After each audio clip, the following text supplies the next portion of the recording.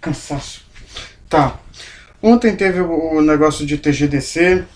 Tudo, graças a Deus, foi tudo bem. Tem que sempre agradecer a Deus quanto a essas coisas. Ai. Tudo bom, graças a Deus. E agora já é possível expor os fichamentos. Eu tinha perdido os 2 artigos para tratar, mas aí eu voltei a reencontrá-los numa reviravolta chocante, digna de novela das não sei das quantas. Mas bora lá. Qual será que eu começo? Bora começar pelo mais chato. Constitucionalização do direito civil e eficácia dos direitos fundamentais nas relações entre particulares. Venceslau Tavares Costa Filho. Esse título aí já é uma apresentação de TCC inteira, né, cara? Tá terminando o título, meu irmão, tá doido.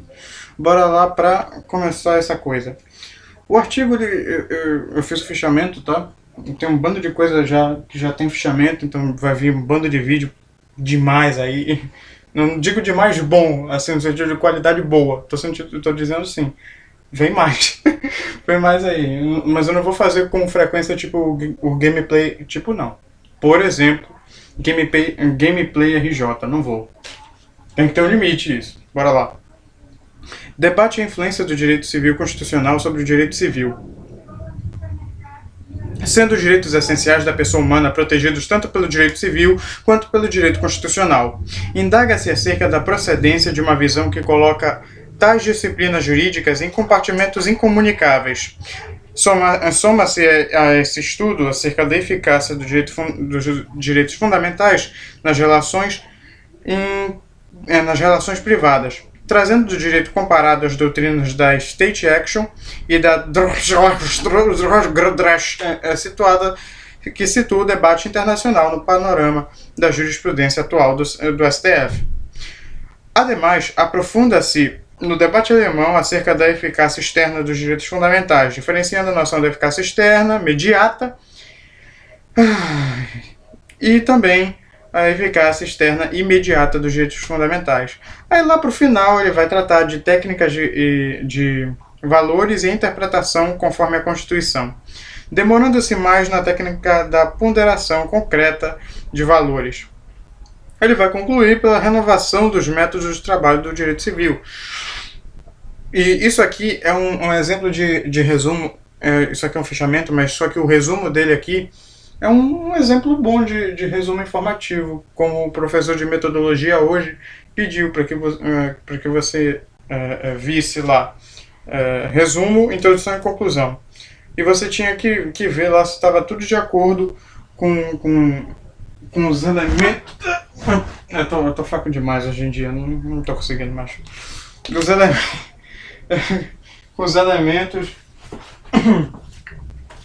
que pertencem, né, a tudo que é necessário. Eu tô me perdendo aqui, perdão, eu tô divagando. Mas bora lá, deixa eu deixar o nosso amigo O, ó, esse é o O, tá escrito, ó. Sei lá, é um João Bobo, você bate, ó. Bom, esse aí já tá meio acabado, porque ele bate e ele não volta mais. Bora lá. Página 2, vamos lá. Vivemos hoje o que Heroutos Cortiano Júnior chama de quarta fundação do direito civil. E o que é essa quarta fundação? É uma fundação Intinieri. Eu não sei falar essas coisas de bruxaria, macumbaria, eu não sei falar direito. A qual todos somos chamados a colaborar e fazer, sob pena de não se realizar. Na passagem do direito civil excludente para o paradigma da inclusão, percebe-se a tendência à construção de um espaço comum de tutela da pessoa humana, situado na convergência entre Código Civil e Constituição, de modo que o direito privado passa a partilhar com o direito público um projeto comum de proteção da pessoa humana. Entretanto, pelo amor de Deus, que coisa, com licença. Entretanto, sendo os direitos essenciais à pessoa humana tutelados não somente pela codificação civil, mas também pela Carta Constitucional, indaga-se acerca da eficácia desta categoria de direitos na ordem privada, enquanto compreendidos como direitos fundamentais. Um questionamento, entretanto, quanto ao âmbito da influência dos direitos fundamentais no ordenamento jurídico brasileiro, coloca-se como um pressuposto teórico para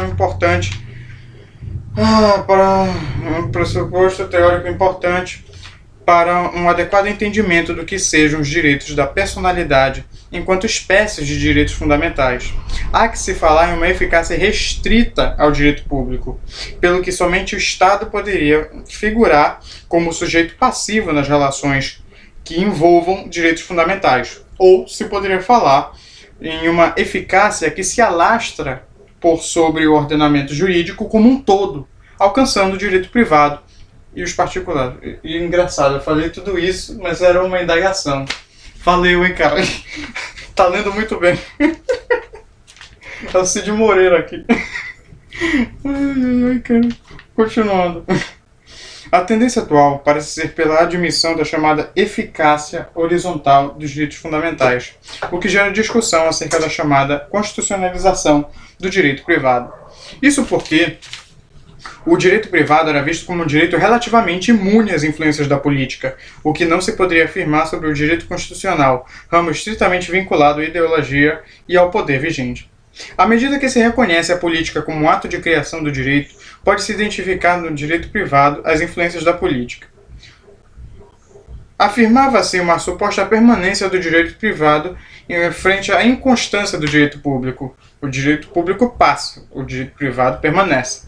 Esta suposta estabilidade do direito civil parece ser confirmada na preservação de fórmulas legais que remetem ao antigo direito romano. Mesmo que se possa falar em uma relevância da realidade concreta na interpretação do direito privado, verifica-se que muitos destes esquemas argumentativos aproximam-se do universalismo, que é próprio das teorias gerais, de modo que os civilistas passam a defender a existência de um conjunto de noções jurídicas universalmente válidas e aplicáveis a qualquer sociedade no tempo e no espaço. Esta visão, tendente ao universal e desvinculada da historicidade que marca a ideia do direito, não tem o condão de produzir convencimento acerca de sua viabilidade, especialmente com a valorização do contexto para a interpretação e aplicação da norma jurídica na atualidade, de modo que a imprestabilidade destas explicações gerais é evidenciada quando se enfatiza a dimensão ideológica do ordenamento jurídico. A persistência na utilização de conceitos ou categorias jurídicas que foram produzidas em circunstâncias culturais diversas mostra-se essencialmente ideológica. Não obstante, argumentações no sentido de que a análise se prende a pressupostos exclusivamente jurídicos. É nesse diálogo entre o direito e a política que se pode situar a constitucionalização do direito civil. Alude-se a uma constitucionalização do direito civil como consequência de uma opção política pela prevalência do princípio da democracia em nosso ordenamento jurídico-político. É o princípio da democracia que se apresenta como a diretiva que impõe tal precedência da normativa constitucional sobre a legislação ordinária, porquanto a Constituição seja o resultado de debates instaurados na Assembleia Nacional Constituinte. Porque é tanta coisa para falar. Eu vou falar assim, ANC, a Assembleia Nacional do Representar, né? Com ampla participação popular, o que não ocorre no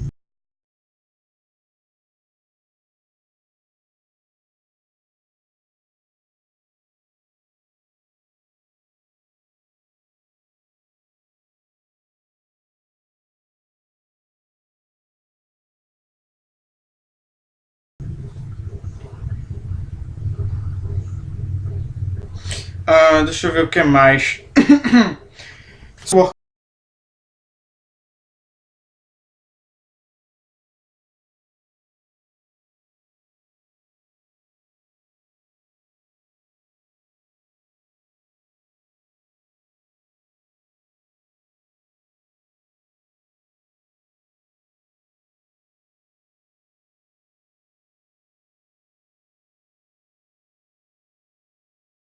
Kung de Grandrecht. Beleza, mas agora vamos falar de uma maneira, né? Drittwerken der Bandrecht. Eu vou procurar aqui um amigão que ajuda bastante. É, na verdade, uma amigona, né? Porque ela fala de uma maneira incrível, cara. Eu vou mostrar aqui enquanto carrega. Vamos lá. O State Action é dos estadunidenses e esse impronunciável aqui é dos alemães. Perante a Suprema Corte norte-americana, sai daqui, meu irmão. O que tá fazendo aqui? Sai daqui, rapaz. É difundida uma concepção de eficácia dos direitos fundamentais na ordem privada, que remete a uma questão de imputação. Não é isso que você está pensando não, tá? Já estou procurando aqui o significado de imputação. Eu odeio esses artigos que você tem que parar para saber o que eles estão querendo dizer, cara. É incrível. Bora lá. Imputação é como você... Aqui, ó. Imputação. Tornar a pessoa numa prostituição... Não, nada a ver, né? O que é isso? O que é isso, o Google? Acusação feita a alguém com ou sem fundamento e consciência do ato praticado e da obrigação de responder por ele. Ou seja, você vai atribuir ao Estado uma certa responsabilidade. Então vamos aqui à pronunciação. Drittwerken,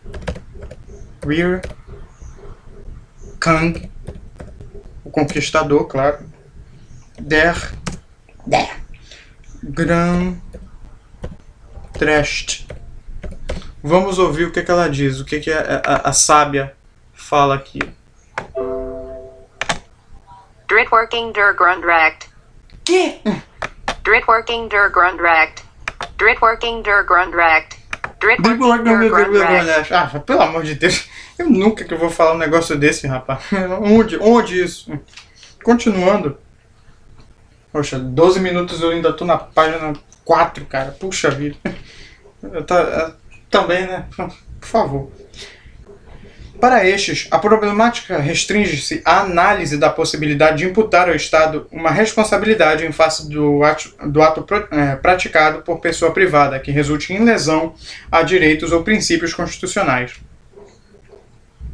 Os germânicos, seja por meio da doutrina ou da jurisprudência, ao apresentar o Drittwerken... fale aqui, por favor. Fale aqui.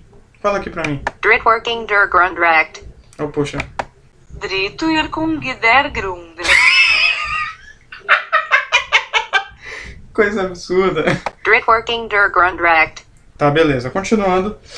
Esse aí que ela acabou de falar remetem-na à iluminação da ordem jurídica pelos raios de luz, advindos dos direitos fundamentais pertencentes à ordem constitucional.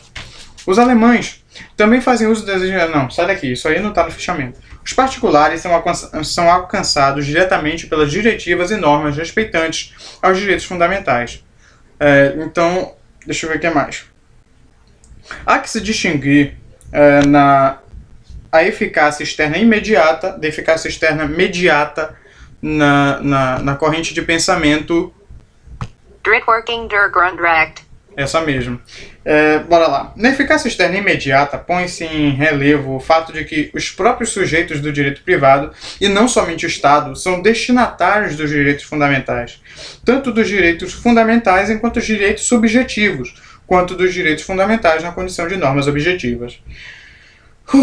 Já sob o prisma da eficácia externa mediata, apenas o Estado pode ser considerado destinatário dos direitos fundamentais, mas reconhece-se que os direitos fundamentais mediatamente repercutem nas relações de direito privado.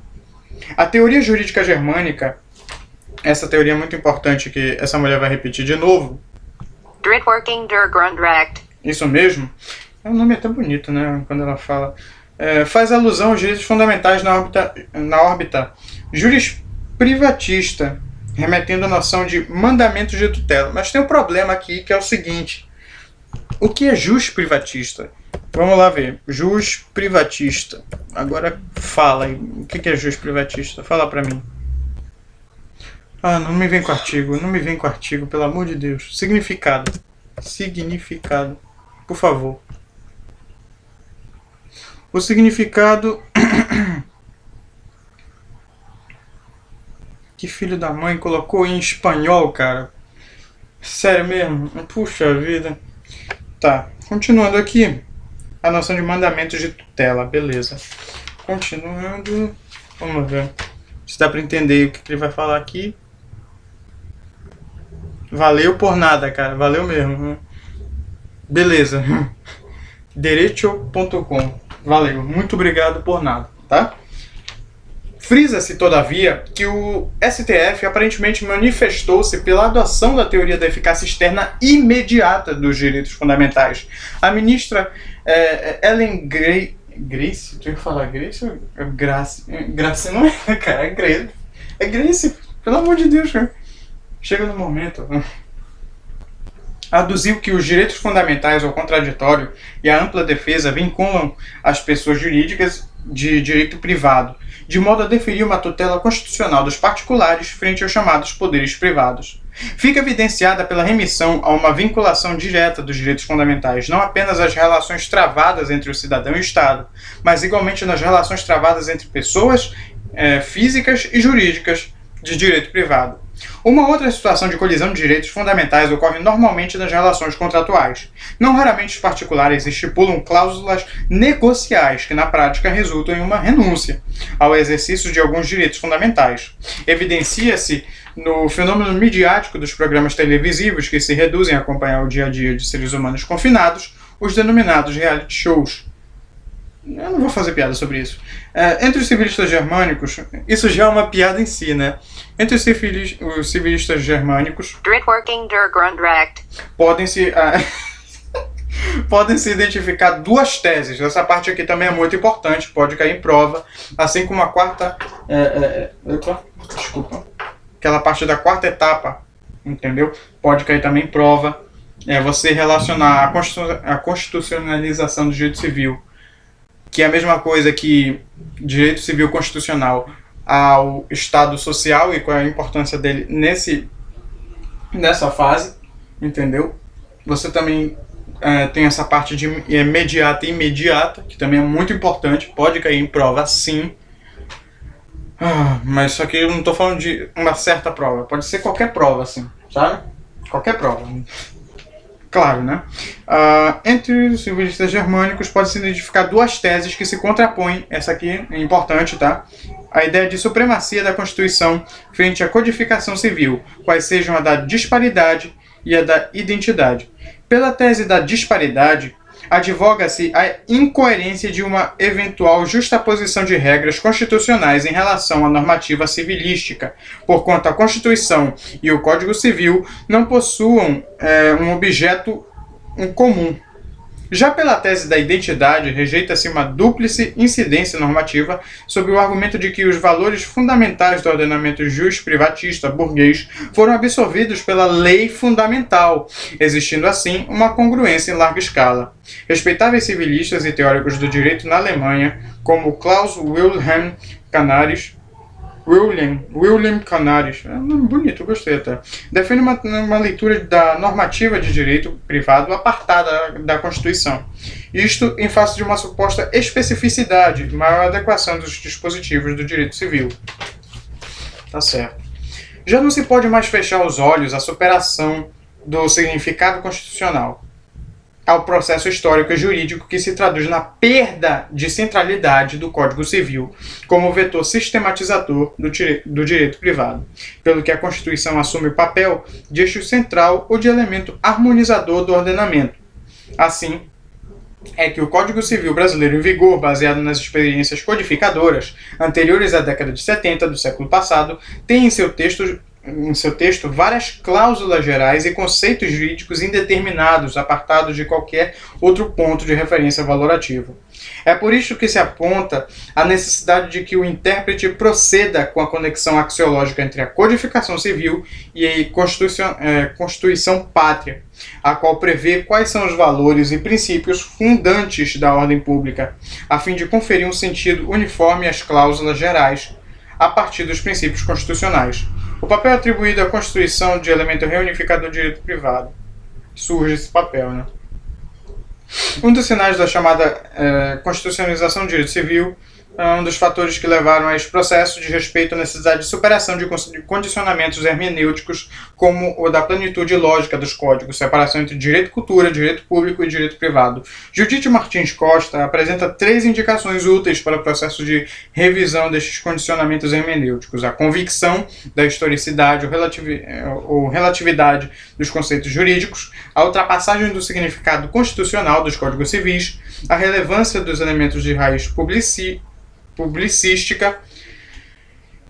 É o terceiro e último, e eu falei como se fosse continuar, né? Tô falando, esse audiobook aí tá cada vez melhor. É o audiobook da zoeira, na verdade. Isto posto, não há que se falar no direito geral de personalidade como um direito natural, imutável e absoluto, pois isto poderia resultar na legitimação de uma ordem jurídica superior ao direito positivado. Os direitos da personalidade são espécies de direitos fundamentais positivados e passíveis de mutações em razão de fatores históricos, econômicos, sociais e jurídicos. Entre outros vários âmbitos, né? Já deu 21 minutos, pelo amor, mano. Pelo amor. Bora até essa página, por favor. Essa mutabilidade ocorre da própria abertura tá de brincadeira, né?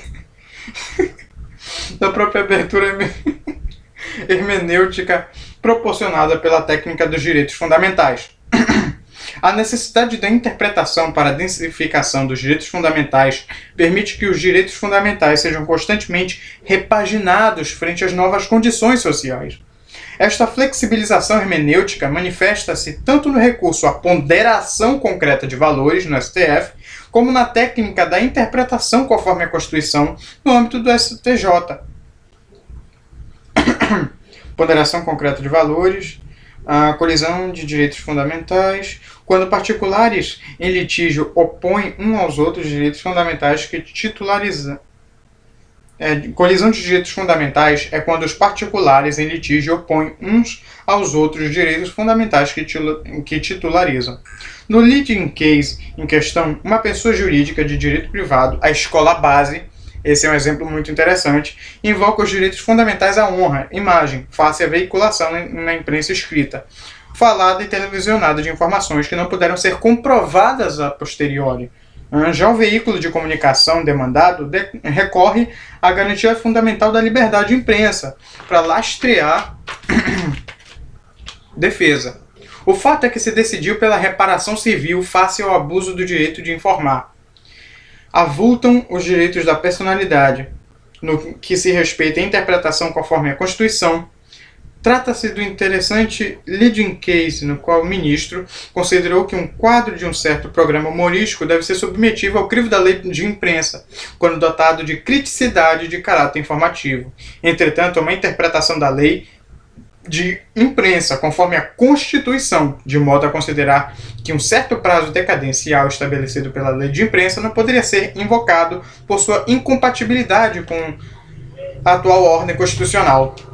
Em um e outro caso, o que avulta é a problemática da colisão de princípios ou de valores constitucionais. O que se propõe é um exame dos princípios a fim de verificar qual deles possui maior peso em face das circunstâncias concretas. Não se vislumbra uma hierarquia fixa quanto aos princípios constitucionais, à medida que não é razoável asseverar a aplicabilidade desta ordem pré-estabelecida a soluções que ainda não foram submetidas ao crivo da experiência. O método da ponderação concreta de valores não é uma técnica excludente, porque ela não advoga na exclusão de um direito fundamental em vista da prevalência de outro. Prevalência, né? Interessante, eu vou procurar isso depois.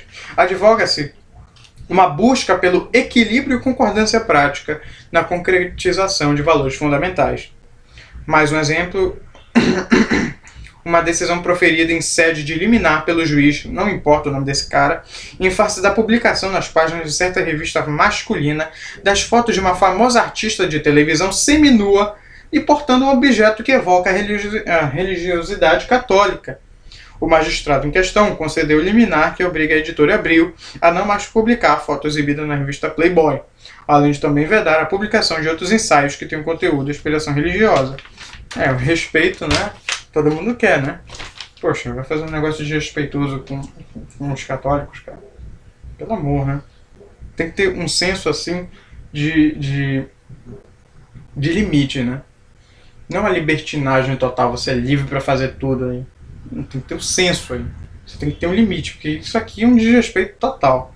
Veja-se, pois a utilização do expediente da ponderação, à medida que procura compatibilizar o direito fundamental à liberdade de informação, à tutela constitucional, do sentimento religioso, recorrendo a uma ideia de harmonização dos direitos fundamentais. Olha aí, já está acabando.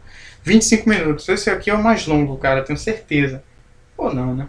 Conclui-se pela necessidade de uma reformulação dos métodos do trabalho do direito civil, pela inadequação dos esquemas tradicionais do direito privado aos desafios impostos pela fragmentária realidade atual, de modo que se mostra se adotar a apropriação de técnicas de tomadas de decisão já manejadas no tocante à concretização dos direitos fundamentais para que a constitucionalização do direito passe da teoria à prática dos civilistas.